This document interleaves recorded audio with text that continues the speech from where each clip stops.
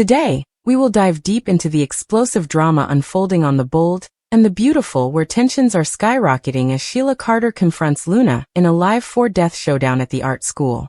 This gripping storyline, likely airing around Friday and possibly spilling into Monday, July 7th, promises to keep us on the edge of our seats, with the potential for preemptions due to the July 4th holiday. The timeline might shift into the following week, but one thing is certain: Luna's dangerous endgame is about to erupt into chaos. Let's unpack this dramatic clash, explore the complex motivations of each character, and speculate on the devastating consequences that could reshape relationships and storylines for months to come. First, let's set the stage for this heart-pounding encounter. Sheila Carter, a character long known for her dark past, but recently showing glimpses of redemption, arrives at the art school just in time to witness a horrifying scene.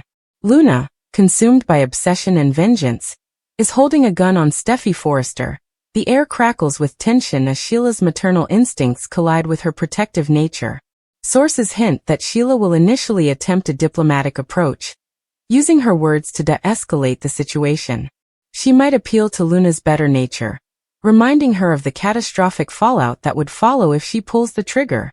Imagine Sheila's voice trembling with urgency as she pleads, "Luna, think about what you're doing. Killing Steffi won't undo the pain or bring you closer to Finn. It will only destroy what's left of your future."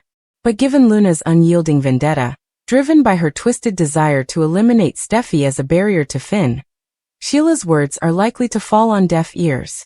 This moment underscores the tragic depth of Luna's spiral.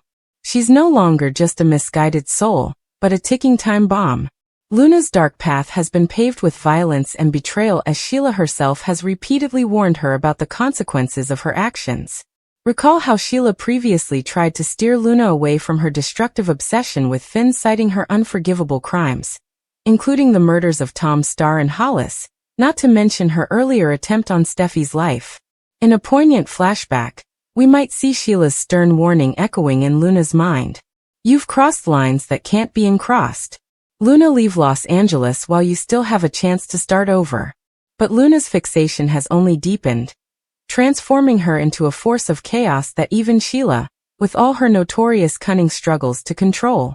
As this confrontation unfolds, expect the camera to linger on Luna's cold, determined gaze, a stark contrast to Sheila's growing desperation. It's a chilling reminder that Luna is beyond reason, willing to risk everything for a warped sense of justice. Meanwhile, Steffi Forrester stands at the center of this storm, her life hanging in the balance. The terror in her eyes is palpable as she faces Luna's gun, a horrifying déjà vu of past trauma. Viewers will remember the gut-wrenching episode when Luna trapped Steffi in a cage clad in that unforgettable green and black outfit, and nearly crushed her with a wrecking ball. That day, Steffi believed she'd never hold her children or see Finn again. And now those same fears resurface with brutal clarity. The writers might weave in haunting flashbacks of Steffi's screams from that day, intercut with her current predicament, amplifying the psychological torment. Her hands might tremble as she whispers a silent prayer for her family, or a depiction of a woman fighting, not just for survival, but for her very soul. Steffi's vulnerability in this moment is a powerful counterpoint to Luna's rage, setting the stage for a showdown that could scar her forever and her life. Enter Sheila Carter, an unlikely savior in this twisted tale. Once Steffi's greatest nemesis, Sheila now emerges as a potential heroine, driven by a fierce resolve to protect her son, Finn's wife.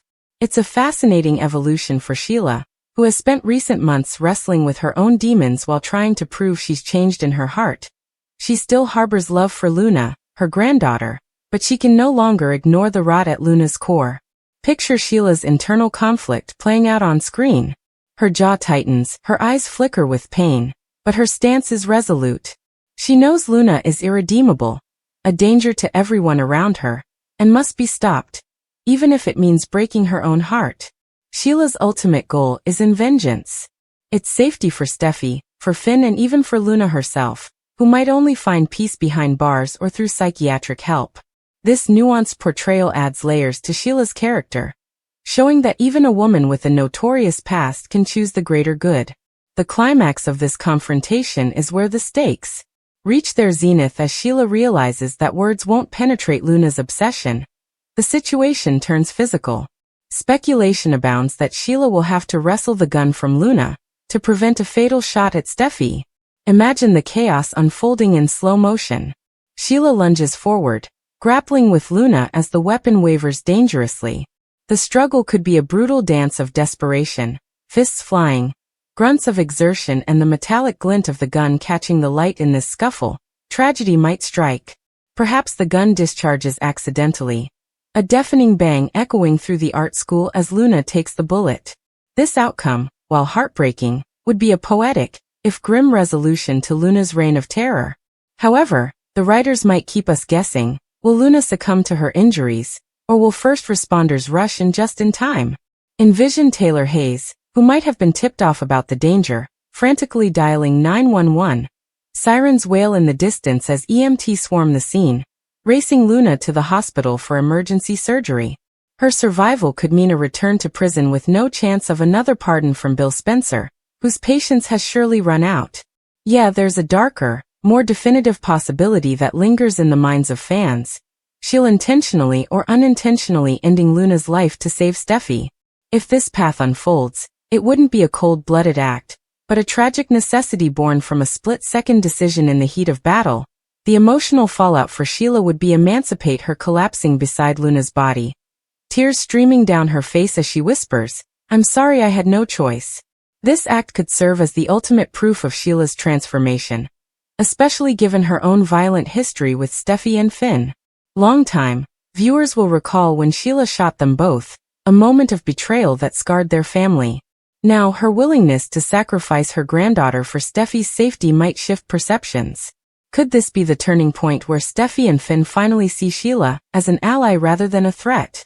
It's a tantalizing prospect, one that could lead to a softening of Steffi's ironclad stance against Sheila. The ripple effects of this event are endless, and could redefine the bold and the beautiful for seasons to come. Sheila has meticulously respected Steffi and Finn's boundaries, staying away from their family as requested, even urging Luna to do the same if she saves Steffi's life, especially at the cost of laying Ace. It might open a door to reconciliation. Imagine a future scene where Steffi, still shaken but grateful, allows Sheila a brief moment with Finn and her grandson. Full Umbracino Christmas dinners or family vacations, but a tentative step toward healing old wounds for Sheila. This would be bittersweet. The loss of Luna would shatter her, yet gaining even a sliver of trust from Steffi and Finn could be a balm to her wounded soul. The show's writers have a golden opportunity to explore this dynamic, balancing grief with hope in a way that keeps viewers invested. Next, we will explore the tantalizing possibility of Matthew Atkinson reprising his role as Thomas Forrester on The Bold and the Beautiful. This summer, fans have been eagerly awaiting news of Thomas's return ever since he left Los Angeles last year. And with major events on the horizon, the timing couldn't be more perfect for a dramatic homecoming. Last we heard, Thomas had relocated to Paris, embarking on a new chapter with Paris Buckingham as his fiancée, now with weddings and family reunions, stirring up the Forrester clan. Could this be the moment Thomas steps back into the spotlight? Join us as we delve into the latest spoilers, speculate on his potential role in upcoming storylines, and uncover what his return could mean for the beloved characters of this iconic soap opera. Let's rewind a bit and revisit Thomas Forrester's departure from Los Angeles. A moment that left viewers both heartbroken and curious. After a tumultuous breakup with Hope, Logan Thomas decided to leave behind the drama of his past and seek a fresh start across the Atlantic in Paris. There, he found love with Paris Buckingham, and rumors of their engagement quickly spread among B&B fans. Picture Thomas strolling along the Seine, a new man with a radiant smile as he plans a future far removed from the entanglements of Forrester creations. However, his roots in LA run deep, and his absence has left a void in the family dynamic. For months, whispers of a recast circulated through the fandom, with many hoping to see Thomas return full-time to reclaim his place in the storyline. While those rumors fizzled out without confirmation, the buzz around his potential comeback has never truly died down. Could this summer be the moment when Thomas surprises us all with a grand entrance? One of the most compelling reasons for Thomas to return lies in the joyous occasion of his parents' reunion. Rich Forrester and Taylor Hayes, affectionately dubbed Rich by longtime fans, are reportedly gearing up for a wedding. That promises to be the event of the season for Thomas, who has always shared a close bond with both his parents. Missing such a monumental day would be unthinkable. Imagine the Forrester mansion transformed into a breathtaking venue adorned with cascading white roses and elegant decor, as family and friends gather to celebrate love rekindled. Thomas's presence would add an extra layer of emotion to the ceremony, especially given how fiercely he and his sister Steffi have longed for their parents to reunite.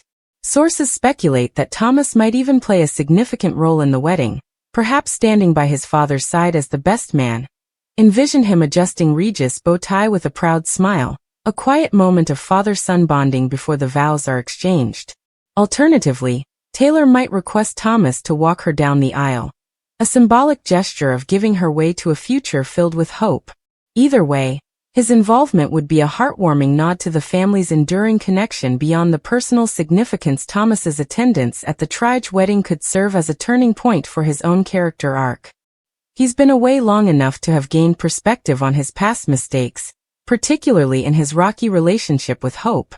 Logan returning to LA for this celebration might allow Thomas to showcase a matured, more grounded version of himself. Picture a poignant scene where Thomas gazes at the wedding guests, reflecting on how far his family has come despite years of heartbreak and betrayal. Perhaps he shares a quiet conversation with Steffi on the mansion's balcony, reminiscing about their childhood dreams of seeing their parents together again. This moment could underscore Thomas's growth, highlighting his desire to support his family rather than stir up old conflicts. Additionally, his return might introduce new dynamics with other characters. Tense but civil exchange with Brooke Logan, who has long been wary of Thomas's intentions.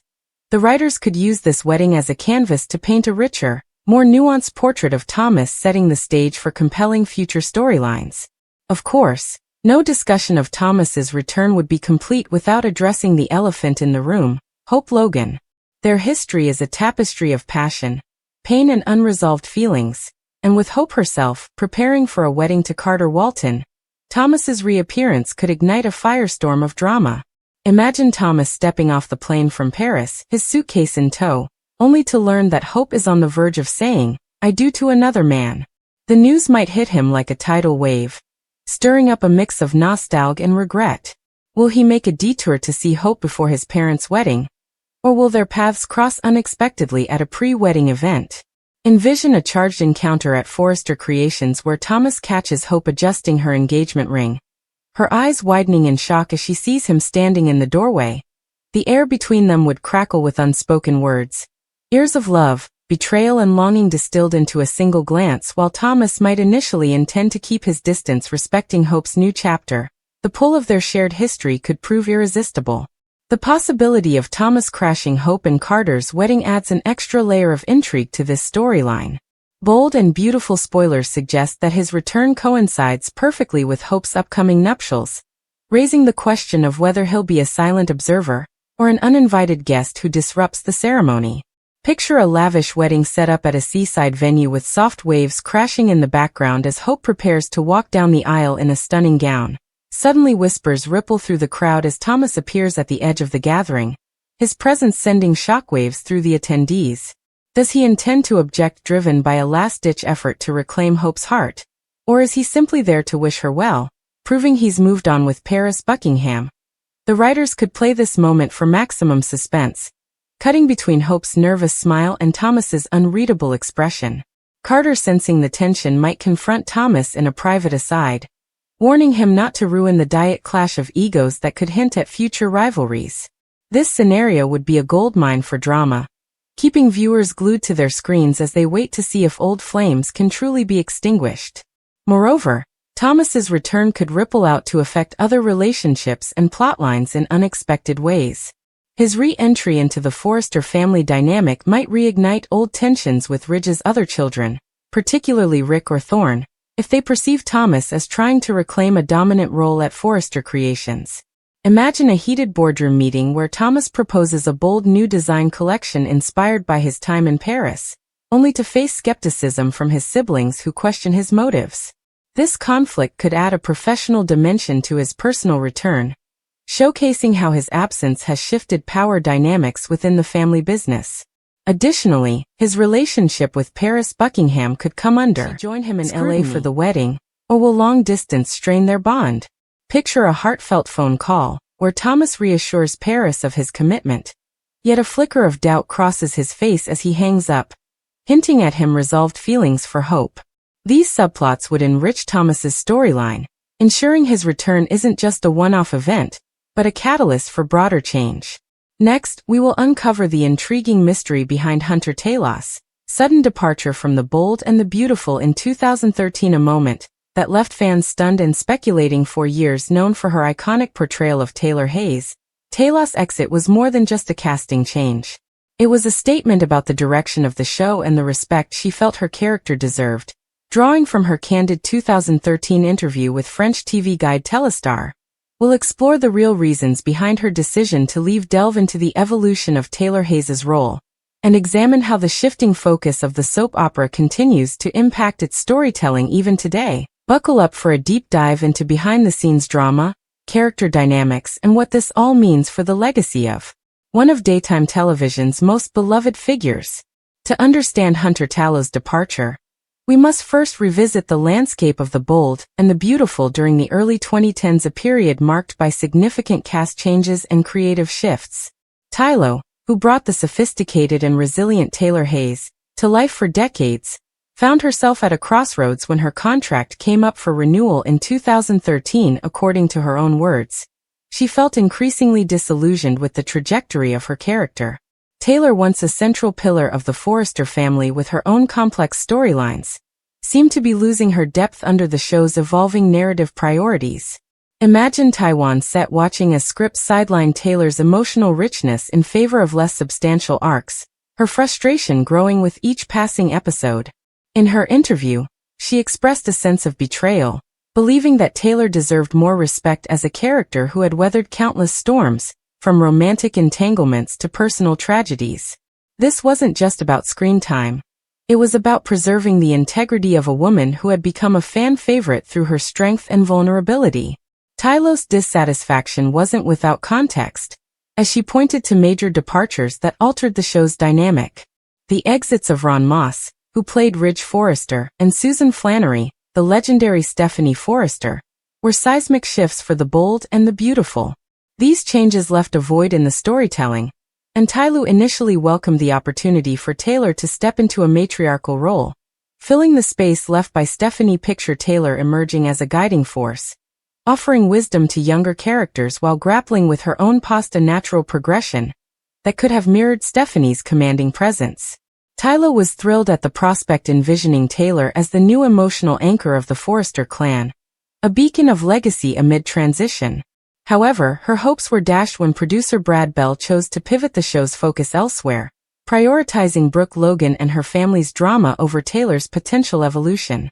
This decision felt like a personal slight to Taylor, who saw her character diminished in favor of narratives that didn't honor Taylor's history or complexity. Her frustration was palpable as she witnessed her role shrink, relegated to the sidelines while others took center stage. In her candid Telestar interview, Taylor didn't mince words about her disappointment with this creative direction. She openly criticized the show's transformation post Moss and Flannery, highlighting how the shift undermined what she saw as Taylor's rightful place in the storyline. Envision her sitting across from the interviewer, her tone sharp yet tinged with sadness as she explained, "My contract ended, and the show took a completely different turn after Ron and Susan left. I was excited for Taylor to become a sort of new matriarch, stepping into Stephanie's shoes, but Brad Bell decided to center everything around Brooke's family instead." This wasn't just a professional grievance. It was a deeply personal one for Taylor, who had poured years of her career into crafting Taylor as a multi-dimensional character. Her blunt honesty revealed a clash between artistic vision and executive decisions, a tension that often bubbles beneath the surface of long-running soaps. For fans, this insight was a window into the challenges actors face when they feel their characters are undervalued, sparking debates about whether Taylor could have been the powerhouse matriarch Taylor envisioned under different leadership. Fast forward to the present day, and it's clear that the issues Taylor raised in 2013 still resonate within the fabric of the bold and the beautiful. The Logan family, particularly Brooke Logan, continues to dominate the narrative woven into nearly every major plotline, whether as protagonists or catalysts. Visualize the current episodes where Brooke from antic entanglements and family conflicts consistently drive the drama, often overshadowing other character stories, while Taylor Hayes, now played by other actresses in Tyler's absence, enjoys fleeting moments of happiness as her rekindled romance with Ridge Forrester. Fans remain skeptical of their longevity. It's almost a running joke among viewers that Ridge's heart inevitably drifts back to Brooke, no matter how sincere his commitments to Taylor appear. Picture a tender scene where Taylor and Ridge share a quiet moment on a balcony at the Forrester mansion. Her eyes filled with hope, only for the camera to pan to Brooke in the background, a subtle foreshadowing of the inevitable heartbreak. This cyclical storytelling frustrates longtime fans who yearn for Taylor to have a lasting arc, and mirrored by Brooke's shadow.